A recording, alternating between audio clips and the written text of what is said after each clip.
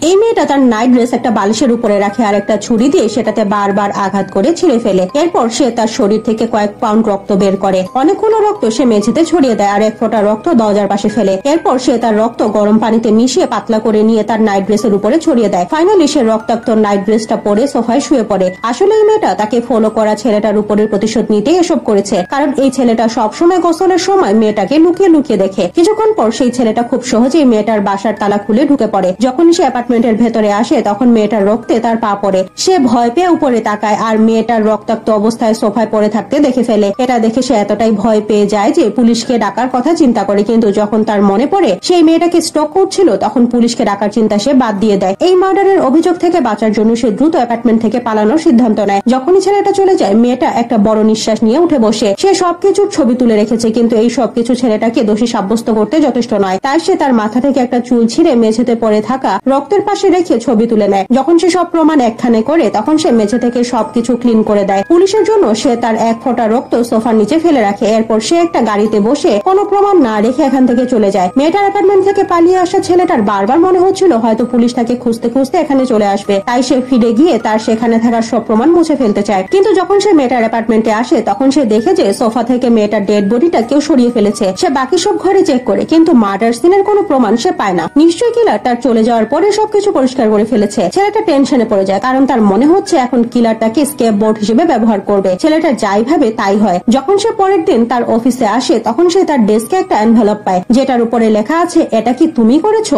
এনভেলপটার ভেতরে মেয়েটার dead body আর ছেলেটার উপস্থিতির অনেকগুলো ছবি আছে। একটা ছবিতে রক্তের পাশে একটা ছোট চুল, ঠিক ছেলেটার চুলের মতোই। এগুলো দেখে ছেলেটা অনেক ভয় পেয়ে যায়, কারণ এই ছবিগুলো তাকে খুনি প্রমাণ করতে যথেষ্ট। পরের দিন মেয়েটার মিসিং হওয়ার জন্য পুলিশ ছেলেটাকে জিজ্ঞাসাবাদ করে, কিন্তু প্রমাণ না থাকার জন্য তারা ছেলেটাকে ছেড়ে দেয়। এখন পুলিশ আবারও মেয়েটার অ্যাপার্টমেন্টে ইনভেস্টিগেশন করার জন্য আসে। যখন পুলিশটা রওনা হয় তখন ছেলেটাও তাদের পিছু পিছু যায়, যাতে অন্ধকারে লুকিয়ে সে সবকিছু দেখতে পারে। পুলিশ সোফার নিচে সেই রক্তের ফোঁটাটা দেখতে পায় যেটা মেয়েটা ইচ্ছা করেই ফেলেছিল। তখন পুলিশ লুমিনাল টেস্ট করে মেঝেতে অনেক রক্তের দাগ পায়। ছেলেটা বুঝতে পারে কিলার ইচ্ছা করে এইসব প্রমাণ রেখে গেছে যাতে পুলিশ তাকে কিলার মনে করে। এটা থেকে বাঁচার জন্য তাকে নিজেই কিলারকে ধরতে হবে। মেয়েটা এমন ভয়াবহ মৃত্যু দেখে তার মনে হয় নিশ্চয়ই কিলার মেয়েটাকে অনেক ঘৃণা করত। সে 100 দিন ধরে মেয়েটাকে স্টক করছিল, কিন্তু সে কখনো মেয়েটাকে কারোর সাথে ঝগড়া করতে দেখেনি। তাই সে অনলাইনে ক্লু খুঁজতে চেষ্টা করে আর সে সাসপিশিয়াস কিছু পেয়েও যায়। একজন মহিলা মেয়েটার লাইভ স্ট্রিমে বারবার হেড কমেন্ট করে। শুধু তাই না, এটা দেখে মেয়েটা কান্না করে দেয়। যখন ছেলেটা সেই মহিলাটার প্রোফাইল চেক করে তখন দেখে